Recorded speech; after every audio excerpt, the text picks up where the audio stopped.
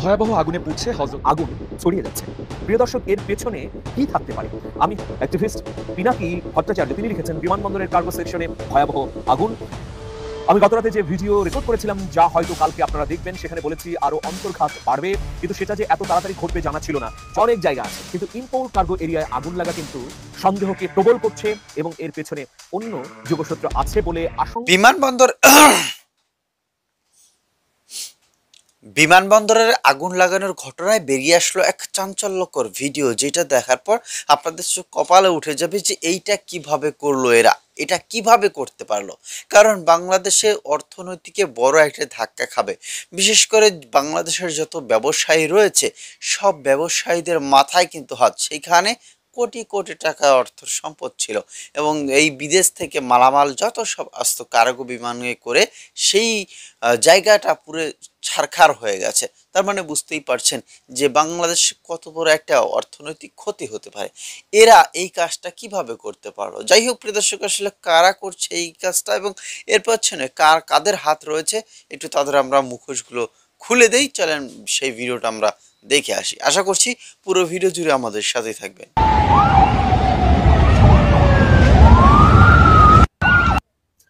ভয়াবহ আগুন, ভয়াবহ লেলিহান শিখা। কারণ বিস্ফোরক দ্রব্যের মধ্যে আগুন লেগে গেছে। এখন এই আগুন কিভাবে থামবে? এই আগুনের কারণে ভয়াবহ পরিস্থিতি তৈরি যে হতে যাচ্ছে, এটা স্পষ্টভাবেই বলা যায়। 1:45 বা 2টায় এই আগুন লেগেছে। এখন এই মুহূর্তে 9টা বাজে, কিন্তু আগুন কি নিয়ন্ত্রণে এসেছে? আসেনি, বরং আগুন ছড়িয়ে যাচ্ছে। প্রিয় দর্শক, এর পেছনে কি থাকতে পারে? আমি 6 থেকে 7 ঘন্টার মধ্যেই যদি এটাকে নাশকতা বা ষড়যন্ত্র হিসেবে আখ্যায়িত করি, অনেকে নারাজ হতে পারেন, অনেকে অখুশি হতে পারেন, কিন্তু এর পেছনে তো ভিন্ন বাস্তবতা রয়েছে। প্রিয় দর্শক, আপনারা একটু যদি খেয়াল করেন, দেখবেন যে আসলে কি ধরনের ঘটনা ঘটেছে। এই আগুনের ফলে এখন কি হয়েছে, যে ঢাকা বিমানবন্দরে আগুন, ফ্লাইট নামছে চট্টগ্রাম, সিলেট, কলকাতায়। একটা বিষয় খেয়াল করুন, কলকাতাতে আমাদের ফ্লাইট নামতে হচ্ছে। সারা বাংলাদেশে আমাদের আকাশ পথকে জরুরি ভিত্তিতে সিল করে দেওয়া হয়েছে, সব ফ্লাইট বন্ধ করে দেওয়া হয়েছে। তাহলে কিরকম একটা পরিস্থিতি তৈরি হয়েছে প্রিয় দর্শক? এই পরিস্থিতি থেকে আমরা কিভাবে উত্তরণ ঘটাতে পারি বা ঘটাবো, এর পেছনে কেমন নাশকতা রয়েছে, সেটিও আমরা জানতে চাই প্রিয় দর্শক। চলুন আমরা দুজন ব্যক্তির স্ট্যাটাসকে সামনে রাখি। একজন হচ্ছেন সার্জিস আলম, এই গণ অভ্যুত্থানের খুবই পরিচিত মুখ। তিনি তার ভেরিফাইড ফেসবুক পেজে লিখেছেন যে স্বৈরাচারের দোসরদের খুঁজে বের করে উপযুক্ত শাস্তির আওতায় আনতে না পারা অন্তর্বর্তীকালীন সরকারের অন্যতম বড় ব্যর্থতা, যার ফল বাংলাদেশকে দীর্ঘমেয়াদে ভোগ করতে হবে। বিভিন্ন জায়গায় আগুন লাগাকে বিচ্ছিন্ন ঘটনা হিসেবে দেখি না। সার্জিস আলম আরো বলছেন যে এগুলো স্বৈরাচারের দোসরদের দেশকে অস্থিতিশীল করার চক্রান্তের অংশ।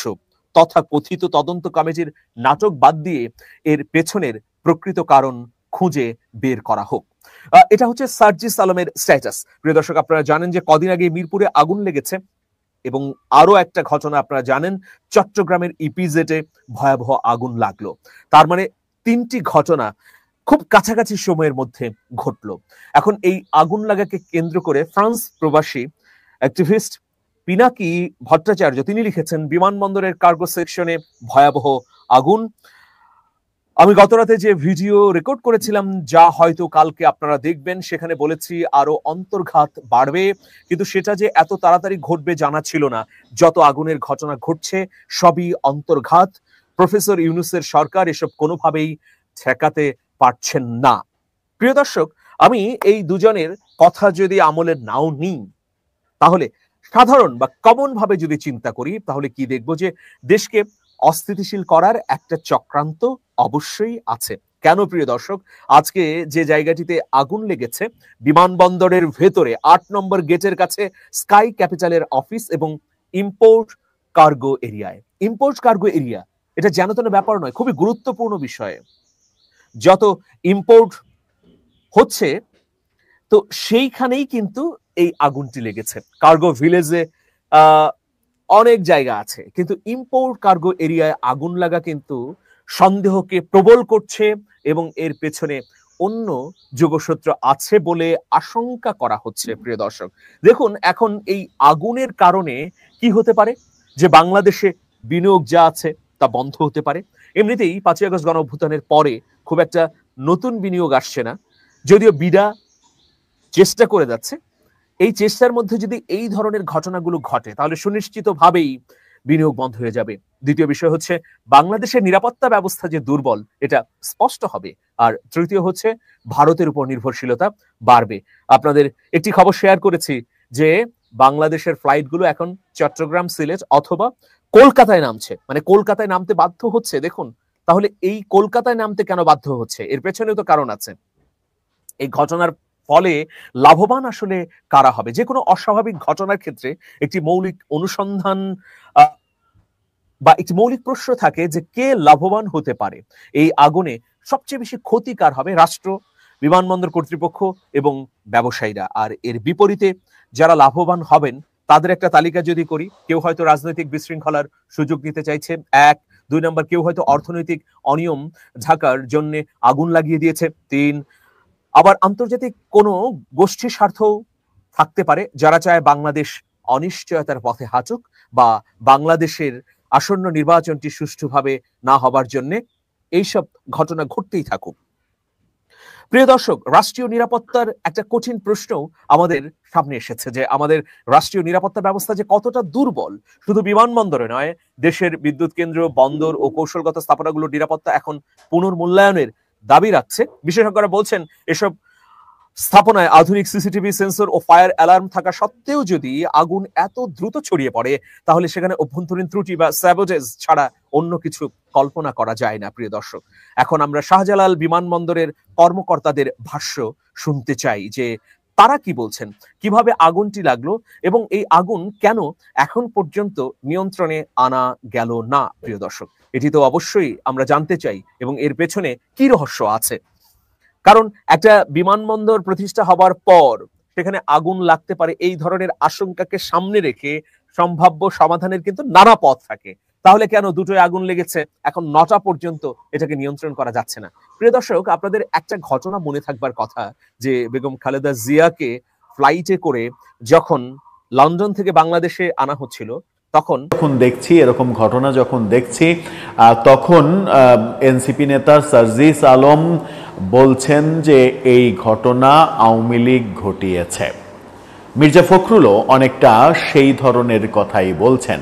আদতে এই ঘটনা কারা ঘটালো, এই রাজনৈতিক কথন থেকে আমরা জাতি হিসেবে মুক্তি পাবো কবে, একটু বোঝার চেষ্টা করব এই ভিডিওতে। থাকবেন পলিটিক্স টিভির নিয়মিত আয়োজনে।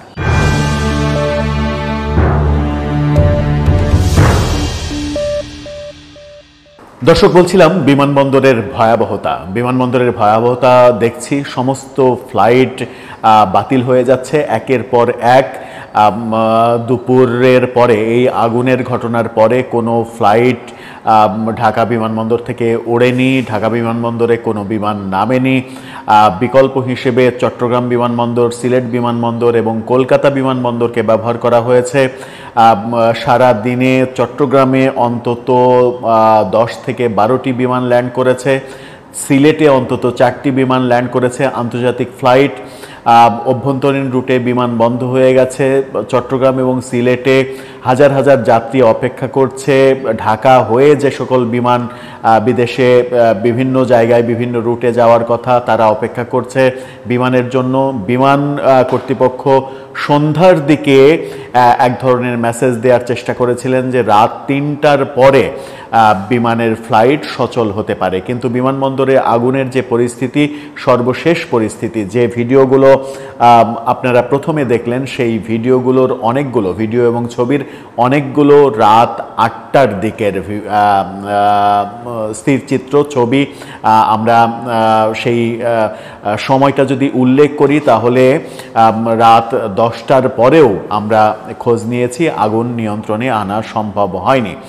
এরকম যখন পরিস্থিতি তখন সার্জিস আলম তিনি মন্তব্য করছেন বিভিন্ন স্থানে তার মন্তব্যটা নিয়ে নিউজ 24 শিরোনাম করেছে, দেখুন, বিভিন্ন স্থানে আগুন স্বৈরাচারের দোসরদের চক্রান্তের অংশ।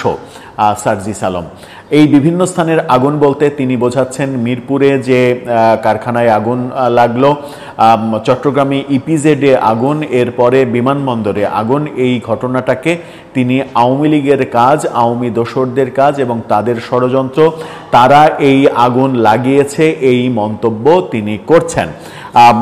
তিনি যেটা বলেছেন সেটা হচ্ছে যে কোনো বিচ্ছিন্ন ঘটনা নয়, এটা বলেছেন বিভিন্ন জায়গায় আগুন লাগানো বিচ্ছিন্ন ঘটনা হিসেবে দেখি না, এগুলো স্বৈরাচারের দোসরদের দেশকে অস্থিতিশীল করার চক্রান্তের অংশ, এমনটাও বলেছেন। এবং বলেছেন সরকারকে যে তদন্ত কমিটির নাটক না করে এটার সুষ্ঠু বিহিত ব্যবস্থা করেন। এই কথা যখন তিনি বলছেন তখন আমরা দেখছি যে বিএনপি নেতা, বিএনপি মহাসচিব মির্জা ফখরুল তিনি বলছেন তাকে নিয়ে যমুনা টিভি যে দিনই আমরা বাংলাদেশে বড় বড় কিছু দুঃসংবাদ পেয়ে থাকি।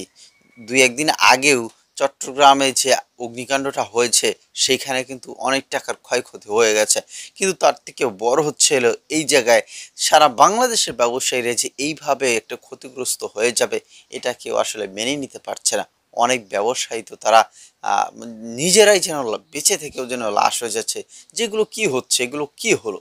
রাজনৈতিক দাবানলে কি পুড়ে যাচ্ছে তাদের স্বপ্নগুলো? রাজনৈতিক কারণে কি তাদের নষ্ট হয়ে যাচ্ছে তাদের স্বপ্নগুলো? প্রিয় দর্শক শ্রোতা মণ্ডলী, আসলেই ঘটনা খুবই দুঃখজনক। এবং যে প্রতিবেদনটা দেখেছেন, যে বিস্তারিত ভিডিওটা দেখেছেন, এইখান থেকে যদি আপনারা কোনো কিছু বুঝতে পারেন তাহলে আপনাদের মতামত কমেন্টে জানাবেন। এবং আপনাদের কাছে কি মনে হচ্ছে, এইটা আসলেই ষড়যন্ত্র নাকি নিছক দুর্ঘটনা? যেটা মনে হয় সেটাই জানাবেন। ধন্যবাদ এবং চ্যানেলে সাবস্ক্রাইব করে আমাদের সাথে